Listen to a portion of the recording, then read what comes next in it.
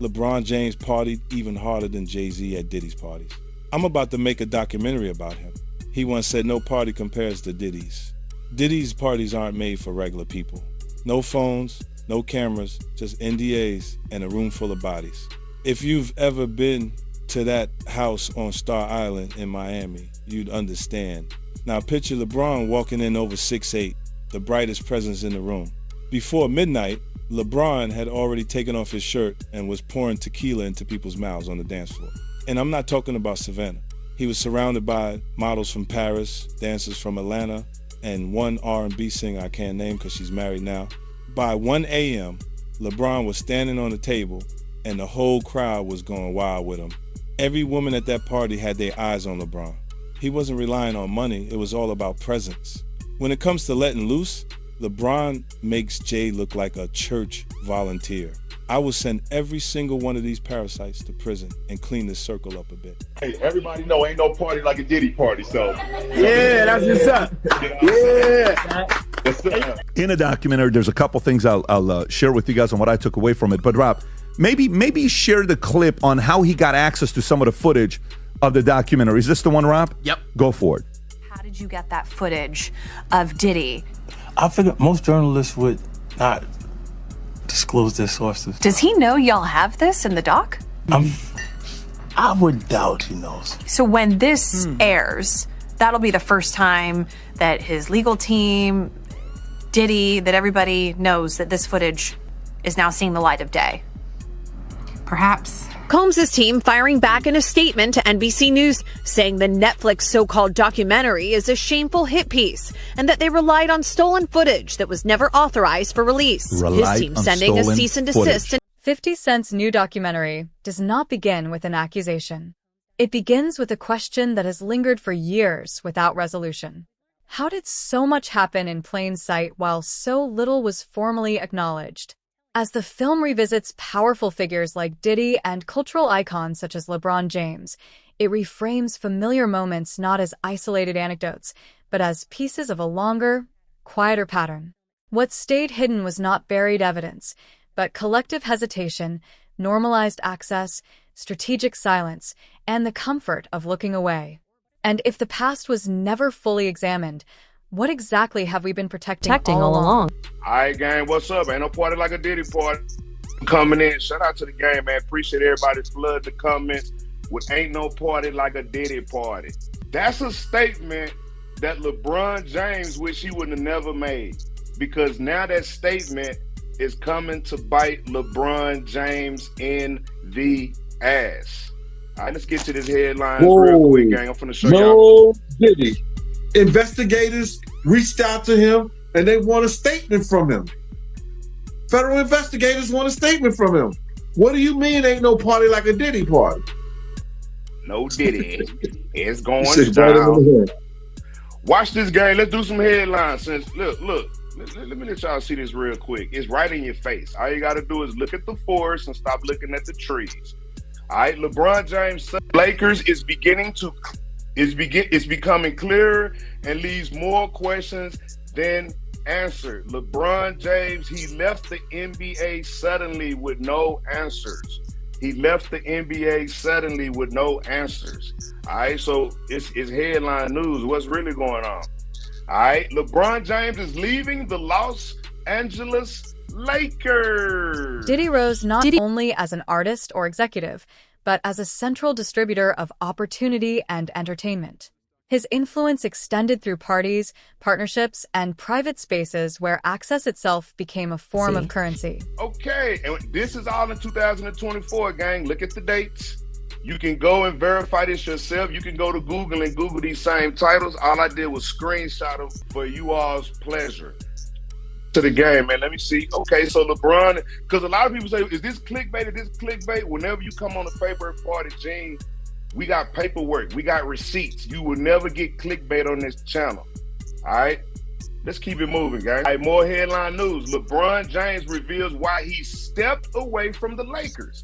Whenever you step away from the Lakers, you are leaving the NBA. All right, that's in the title. He's leaving the NBA, so he's definitely stepping away from the Lakers. More headline news. LeBron James just In such ecosystems, association often carries more weight than formal contracts, and proximity becomes protection. The social implication is structural rather than personal. When access defines advancement, silence becomes a condition of participation. Can a culture built on access ever self-police? I'm with Puff, and he's in exotic bookstores, and he's doing shopping, right? He's shopping, getting his stuff and everything like that. So, you know, this is the first time I was ever in an exotic bookstore with Puff. So, you know, I'm giving him his space. He's taking things off the shelves and stuff like that, because they gave him a brown paper bag. When they gave him a brown paper bag, he was just putting stuff in there. So I said, damn, you know, he got to go put it on the counter and, you know, show everybody what he's getting. So as he's going, I'm just looking at the places where he's picking stuff from. So there's one part he picked up some things from up here on my left side. And then he picked like quite a few of them down. I was like, okay. He put them in the bag. So when I went by there and I looked up there and it said butt plugs. And I was like, hey, yo. I was messing with him. Because people don't understand, you know, we was like friends. He was a part of the same gang. So I'm still gonna tease him. I'm still gonna mess with him and everything like that. I could do that. It wasn't just no security thing. So I say, yo, what are you getting this for? And it said butt plugs, and he was like, yo, can I do my shopping by myself? I said, yeah, you could do it by yourself, brother. And he started walking and everything like that. When he got I just waited at the counter. So when he got to the counter, he didn't even have to show the guy nothing. He just gave the guy a wad of money. I mean, like, he gave the guy a stack, something like this. And Puff wasn't the dude that carried no 20s and no 50s and nothing like that. And I mean, like, he just said, boom. And we walked out the store. So we had to leave Atlanta and go to North Carolina for a show. You understand? And it was him, this rapper, Sarah, and this other girl. We all got on a Jeep. LeBron James has long represented more than athletic excellence, occupying a space where sports, business, and moral leadership intersect. His public image has been carefully shaped around discipline, responsibility, and voice, making his associations matter as much as his statements. When figures of this magnitude appear repeatedly within the same elite social orbit, those connections take on symbolic meaning regardless of intent. The implication is reputational gravity. Influence attracts scrutiny even in the absence of allegations. At what point does silence from a moral leader become part of the story? Let's see. Not only is he leaving gang, LeBron sold his mansion for $39 million. All right. Now, he leaving social media. He leaving the NBA. Now, he just sold his 39. Now, I'm going to tell y'all something, too. A lot of people may not know this, but LeBron James bulldozed it in order to get another one. So he is getting another mansion, but he sold his mansion. Remember, I have a bachelor's degree in real estate. Right? Whenever you start settling out of real estate, whenever you start leaving your obligations like playing for the NBA, and whenever you leave social media, reason. And I think I know why. Party like a Diddy party, so. Yeah, that's what's up. Yeah. So you know, Everybody know ain't no party like a Diddy party. Yo, right, how so- authentic was that thing on social media when they had LeBron in the maid outfit? How authentic was that? Did you see that? Yeah, Old footage has a way of resurfacing at inconvenient times, not because it changes, but because context does. Remarks once received as humor or admiration now circulate as reference points in a broader reassessment of relationships and environments. A lot of people saying it's Photoshop, but I seen different pictures, bro. I done seen like 7 different pictures of him that's made suit. So that particular picture can't be Photoshop if it's 7 different pictures of him in that particular made suit, unless all 7 of those pictures in different angles is Photoshop. So I don't think a lot of people say it is Photoshop. Shout out to Miss Cat Dog. Just 50 Cent's name being attached to it again. These are two, as everyone knows, the 3 names in hip hop are Jay-Z, Diddy, 50 Cent when it comes to the status of where you could get as a business or a brand. I guess so. So for the top three individuals, for one to go at the other and release this doc, I don't know, what does that say to again, I keep asking about the hip hop state of things. What does that say to hip hop? Like, yeah, man, but you know, when guys come on here, man, and they want to come and try to ruin your show and say that shit to some is clickbait, the more and more we try to teach them, the dumber they make us look, bro. But you know what? That make them look dumb, because watch this. I got 3 college degrees, bro. You know what I'm talking about? I own a lot of look, bro, my thing is this, bro. I don't have to be doing this shit, just like you don't have to be. You see what I'm saying? But a lot of people depend on this information, and a lot of people love hearing what Paperwork Party and Gene got to say. So for the thousands of people that like hearing we got to say, that's cool. For the 20 people, they need to get the fuck up out of here, because it ain't no clickbait over here. Right, it's all good, man. You know what I'm saying? But let's just concentrate on the people who are we our own downfall? I guess I don't know. Well, I mean, I don't know. It all depends on what you consider hip hop. Like, I don't consider any of this debauchery, any of this animalistic crap. I don't consider any of this hip hop. I grew up in hip hop. You know, I know what hip hop. The documentary does not argue that words are proof, but it highlights how recorded moments can reveal comfort with spaces later called into question. The implication is cultural rather than legal language documents belonging. When context shifts, who controls the meaning of what was already said? It's rumored that he's been asked to come in, you know, and investigators reached out to him and they want a statement from him. Federal investigators want a statement from him. What do you mean ain't no party like a Diddy party? And bro, I'll be sick too. If I'm at a Lakers game and it's feds all in the front row looking at you, talking about, yeah, we gonna get a statement, nigga, I wouldn't go to the games either. I miss the games too, nigga. Yeah, you talking about, nigga, you think the feds ain't going to LeBron games and saying, nigga, ain't no party like a Diddy party, we know what's going on? Come on, bro. And we don't even know who they said. And then there's certain women's out here that state, I don't know how authentic their statements are, but they're saying that there's tapes with them with A-list celebrities having sex with. Yes. LeBron is an A-list celebrity, allegedly. But no, LeBron is an A-list celebrity. Start off with Diddy basically recording him coming back to New York, recording himself, hiring a camera crew to technically turn himself in. You know, 5 days before he turned in, he came back to New York, you know, based on his lawyer's 6 days. Apologies. Based on his lawyer's recommendation, saying that, you know, of course, you know, he's cooperating. But for him to be recording this, yeah, Mark Agnew Fatfo, I'm calling him. Yeah. Do you think his lawyers suggest? I mean, do you think that's just Diddy hubris, or like what was that as far as him just saying, "I'm gonna record this whole process"? Yeah, go ahead. Yeah.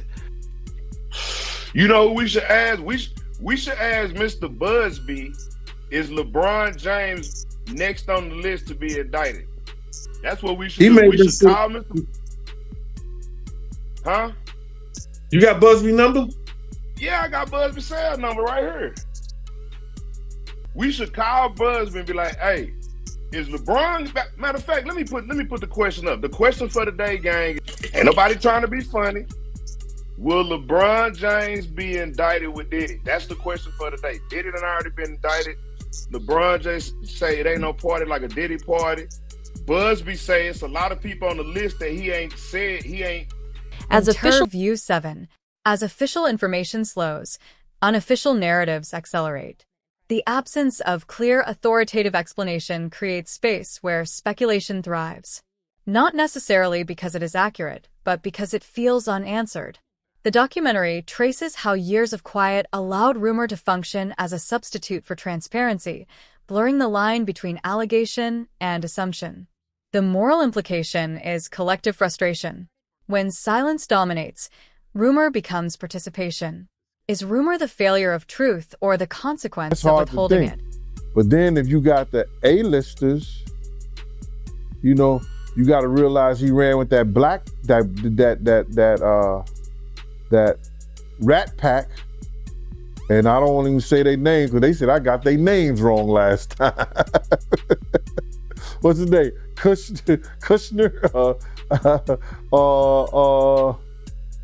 What's the other guy? Leonardo. Yeah, his name. Man, I don't keep up with these cats, but I heard that that's not only the tape that's being shot. There's some other tapes out there, other people too with him, and him doing some things with some other people. So it's quite a few tapes that might be out there, what they're hearing, and I don't want to see the tapes, but I want to know if they really true. Because if they got if they got some tapes out there and it's with some underage, whether it's celebrities or not, it's gonna be crazy, bro. It's gonna be real crazy. And they're gonna have to bring that to forefront because the prosecutor's gonna want those tapes. And they're gonna do whatever they have to do legally to get those tapes. No ifs, ands, and buts about it. So we just better hope for his sake, that's just a bunch of bull crap. But then there's lawyers out there saying, yeah, the tape does exist. Lawyers got on television to say the tapes exist. I don't really know or trust that, because they was trying to say he had a tape with one of the bodyguards and this lady that came out. So we don't know what to think. Entertainment power rarely remains confined to a single lane. It moves fluidly across music, sports, fashion, and media through shared networks of influence.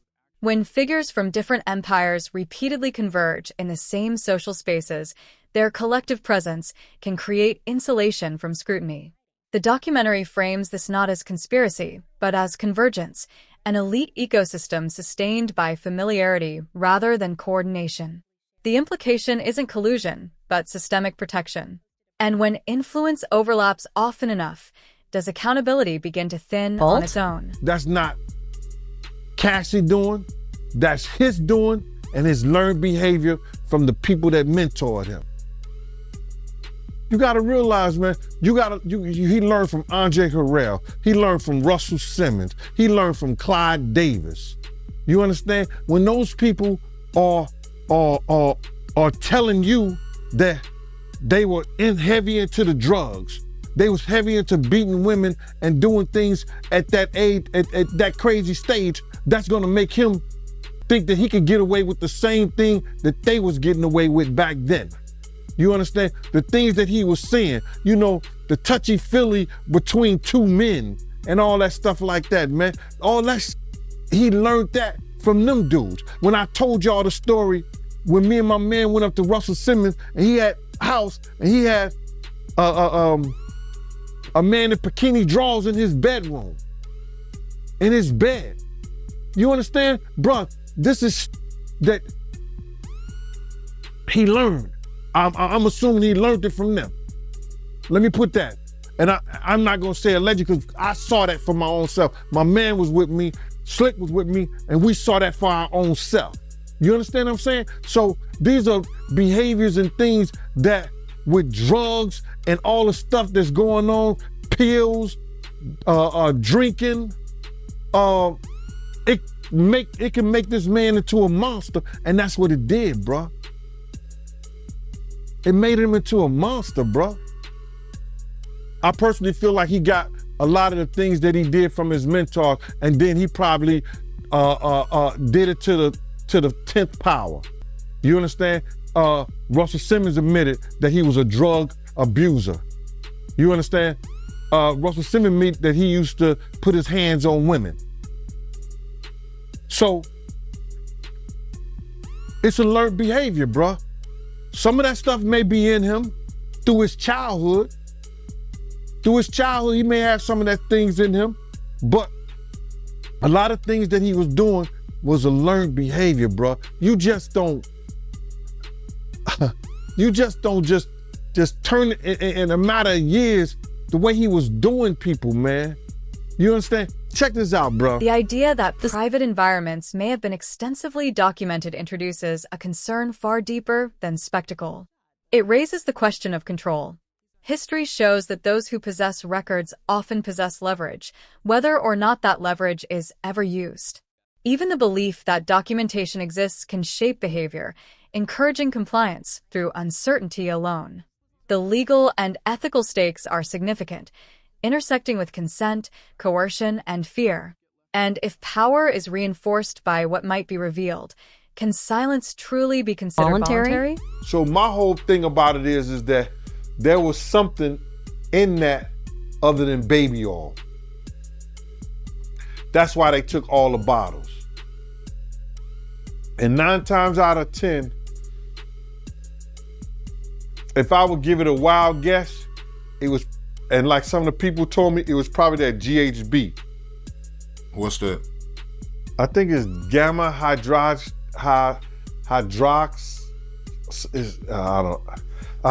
I looked it up, bro. Let me see. See if I can find it. I know this is just showing everything like that, but oh no. Let me. Yo, somebody tap dance or sing or do something, you know what I'm saying, while I'm doing this. Oh, here it go right here. It's gamma hydroxy butyric.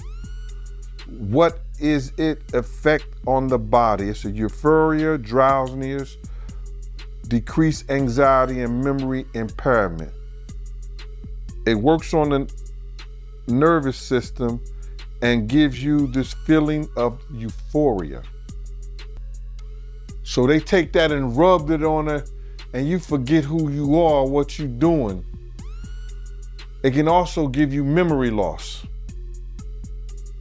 drowsiness, and that's under the DEA, the Drug Enforcement Administration.gov.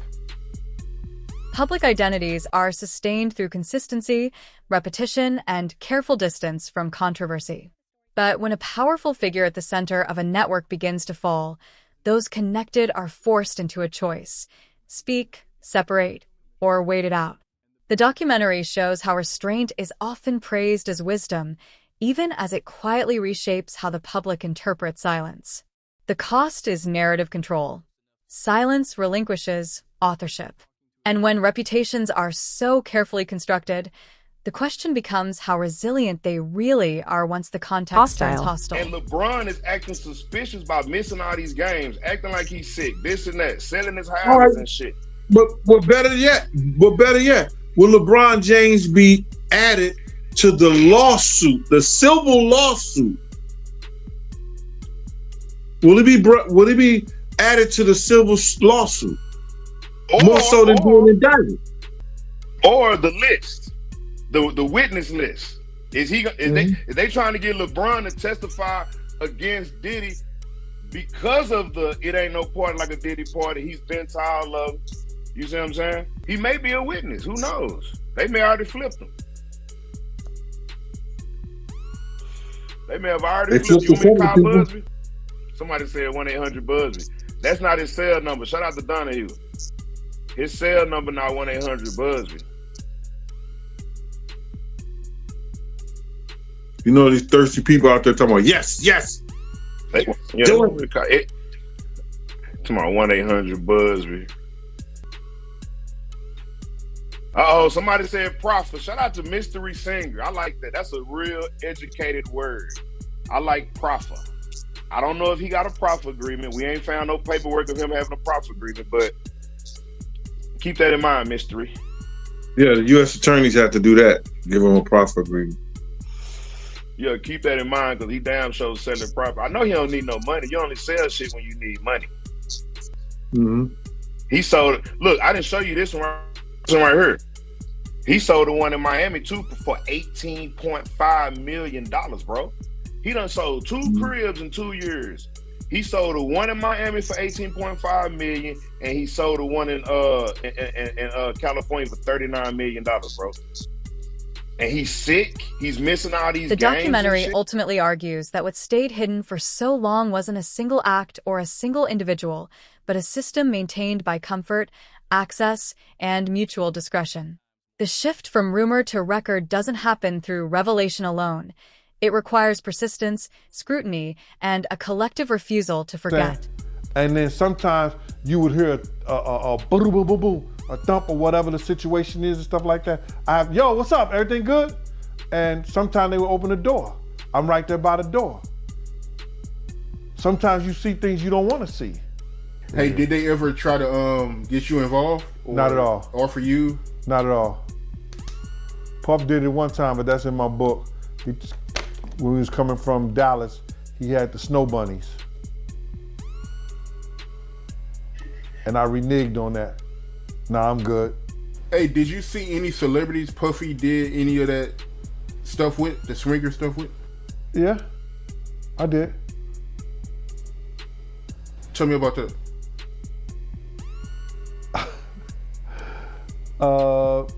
I think I told you about that. One time, him and somebody, him, Sarah, and this young girl flew from Atlanta. And they, and flying from Atlanta, we had this artist with us, right? And we were staying in the presidential suite at the hotel. And this particular artist and Puff, they told me, don't let nobody come in the room. So I said, all right, cool. So I propped my chair by the room door while they went in. So this artist's cousin knocked on the door. So I went to him and I let him in because I knew him, I see his face and everything. I seen his face several times before. He said, yo, I gotta speak to my cousin. And I said to him, I said, well, they busy right now, man, and they told me don't let nobody come in the room. He said, yo, I'm going in the room to get my cousin out. And I said, bruh, you ain't going in the room, get your cousin out. They told me nobody could go in the room. So he said, I don't care who you are, what you doing like that. I'm going to get my cousin. He went to go and try to open the room. I grabbed his ass, joked him up, and slammed him on the piano. And the next thing you know, Puff and this artist run out the room naked. And so then I said, I see the artist trying to grab a towel. Puff didn't give a shit. And the artist like, yo, what's wrong? What's going on? What's going on? He like, yo, G, that's my cousin. And I was like, yo, my man, he was trying to get in the room and y'all told me don't let nobody else come in, let nobody come in this room. Jesus Christ gonna have to come take the, Puff no, Jesus gonna have to take the air out my body if anybody coming in that room. And Puff just looked at the artist and the artist said, you ain't wanna come up in there? The tension remains unresolved by design. Accountability within elite circles rarely arrives cleanly or on schedule. When something is widely understood but never formally named, responsibility becomes diffuse. And in that silence, the final question lingers. When everyone knows, but no one says it aloud, who is ultimately responsible for breaking it?